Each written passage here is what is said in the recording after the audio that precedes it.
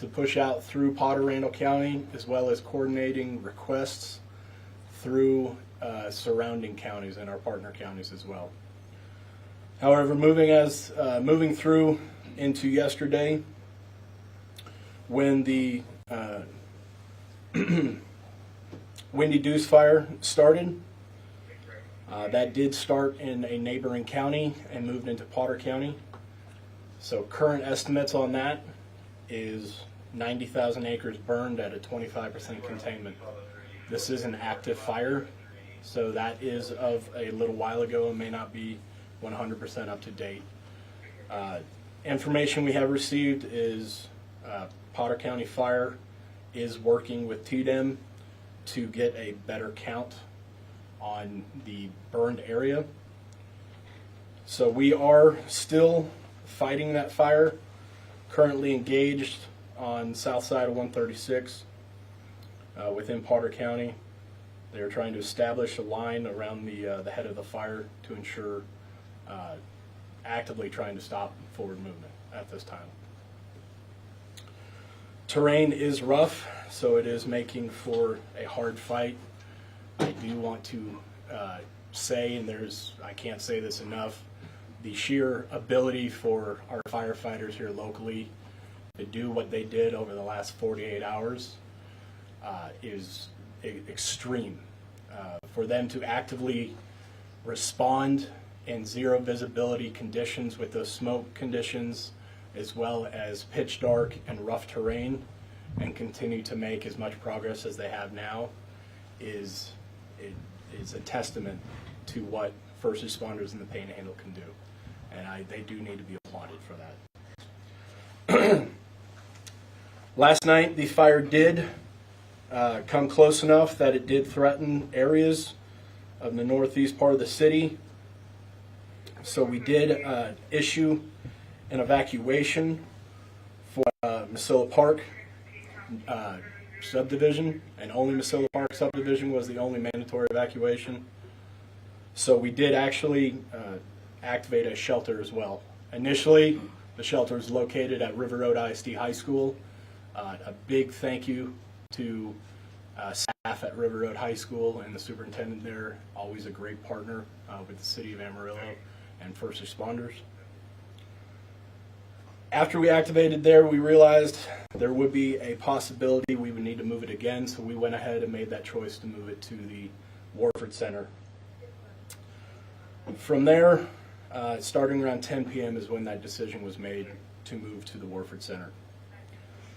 Both AFDs, AMBUS, the Animal Management and Welfare Department, Environmental Health, Public Health, and Amarillo's Community Emergency Response Team were supporting that shelter for as long as it was open. At around 2:30 a.m. this morning, it was deemed that shelter was not necessary anymore, and the evacuation requirements were rescinded, and citizens could return back to their homes. At this time, there's been a few inquiries on donations and volunteers. So Potter County Fire is currently taking donations at Station 5, located at 2301 East Willow Creek. And again, these donations, please make them non-perishable items such as bottled water, things like that. At this time also, as the Panhandle spirit is, everyone wants to help our neighbors. Be mindful to be help and not a hindrance. There is one sure way you can do that. With local volunteering agencies, whether it's VOAD, Community Emergency Response Team, the Red Cross, anything that's a vetted organization to where you will be a help and not a hindrance into the situation. So due to the current 90,000 acres burned to this fire, we are asking that citizens of Potter County or even Randall County that have suffered burns in their property or anything like that, or damage, I should say, not burns on their property, complete a damage assessment form. Some may remember this from the May flooding complex. It's the same form, just a different incident number. That website to go to fill that out is damage@tdem.texas.gov. That incident number to be used is 24-0001. Again, that is damage@tdem.texas.gov, incident number 24-0001.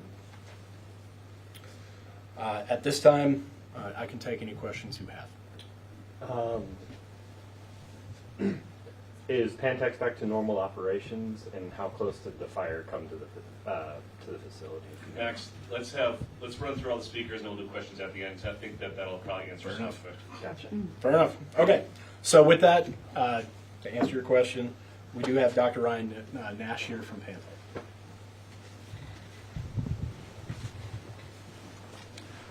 Hello, everybody. So I am Ryan Nash from the NNSA production office out of the Pantex plant. We gave a media briefing last night to reiterate some of what we said. At around 7:30 last night, we did activate our emergency response organization. We did activate our Joint Information Center, which is in downtown Amarillo, so we were able to speak to many of you about some of the things that were going on. But the decision was made last night by our executive leadership team to go ahead and evacuate the non-essential members of the Pantex plant. We were able to safely get everybody off, leaving only our first responders, of which we do have a fully staffed fire support team and protective force and others that did remain. Luckily, because of the heroic efforts of our surrounding community, the fire never did come to the Pantex plant, so none of the fire ever crossed upon our boundaries. We were prepared and we are trained in the event that that should have happened, but through the efforts of our surrounding community, we never had to take any actions. So at this time, I'm going to turn it back over to David Henry of the City, and so he can introduce the next speaker. Thank you, Ryan. I'll go with Joanne Cullen with National Weather Service.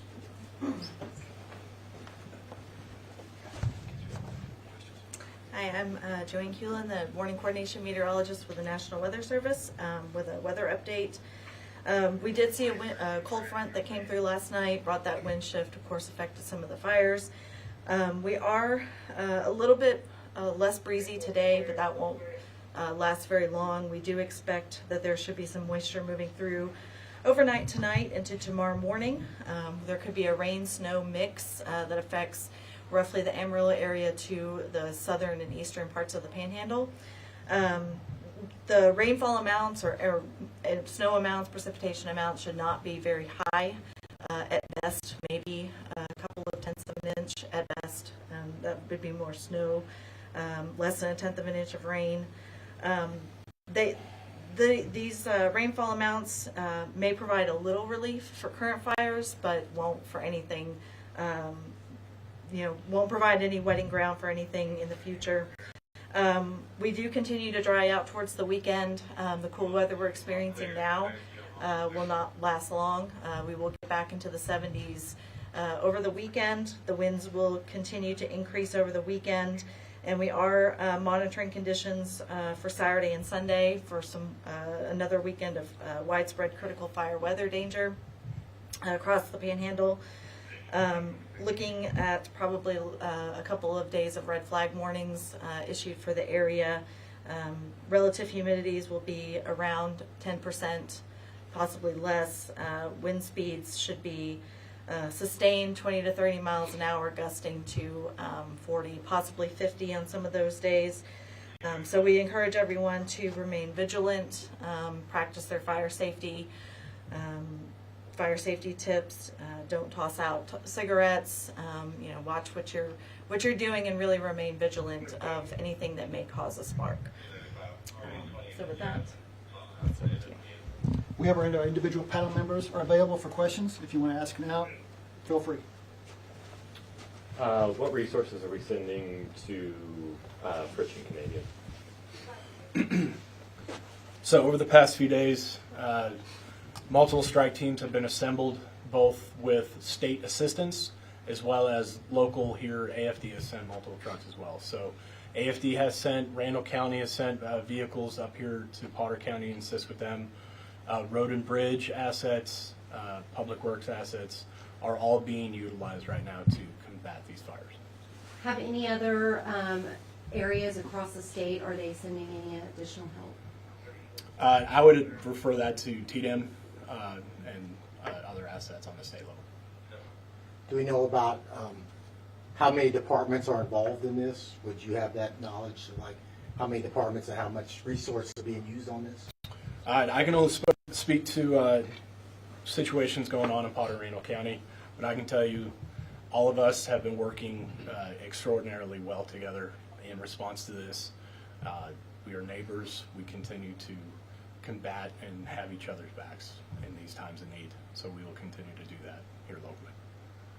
And the fires that are closest to Amarillo, can you give some kind of containment updates on? So the last containment numbers I had, which are in process of being updated, but the last containment numbers I had, 90,000 acres burned, 25% contained.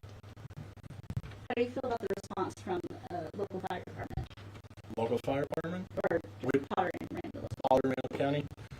I will tell you, being in public service and public safety in the Panhandle is different than anywhere else I've ever served in this country. The first responders have a special passion about them for their neighbors, for their property, for life safety. Some of the first responders here are unmatched. So my thoughts on the response is they have fought long and hard and will continue to fight until the job's done relentlessly. So currently the fire is still burning in Potter Randall County, and the direction that it's going, are we going to be looking at possibly at any more evacuations, any more areas where people are living that is going to be affected?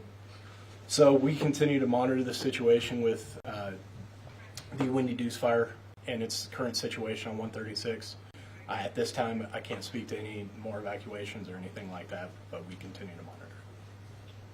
How long was the evacuation center open? Roughly 10 p.m. to 2:30 a.m.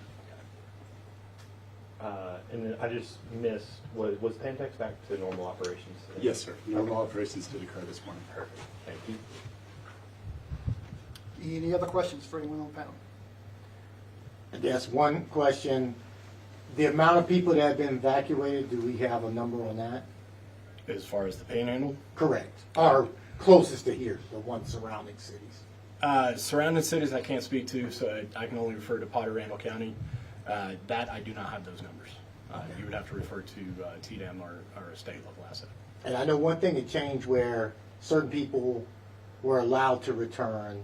How's the update on that? As far as Potter counties? Correct, just on Potter County. Yes. So we rescinded the evacuation order at around 2:30 this morning. Would TM be to speak with as well about any possible structures that were impacted by the fires in Potter Randall? At this time, I do not have any confirmed reports of structure damage at this time. You mentioned there was the one voluntary evacuation. Have there been any voluntary evacuations within Potter Randall? There was a voluntary evacuation a little farther north up 136 around the same time, and it started right before ours. What's the community response to like donations or, people needing help? Absolutely. The outpour and care, as I said, citizens in the Panhandle take care of ourselves and each other. We serve and help each other in times of need. So if you do wish to give, serve, or anything, find an outlet to do so. Find a donations area to give. Find a reputable volunteer organization to serve with. And I guess I got one question for Pantex. So we had the stuff that you sent out last night. With the way the fires are set up now, do you see any danger at all to your facility, or are you taking any type of precautions for that?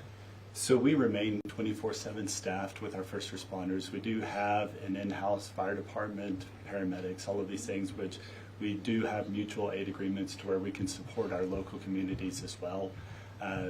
Due to the time buffer that our local communities gave us, we were very well prepared. So in the event that this fire were to spark back up again, we remain ready to handle that. Any other questions for anyone on the panel? All right, thank you for coming, everybody. Thank you. We're the support Yeah. team. Come on down, guys. A team. I stand with people with weapons. Here to come see Steve. I haven't seen Wes in years now, so. That's not you.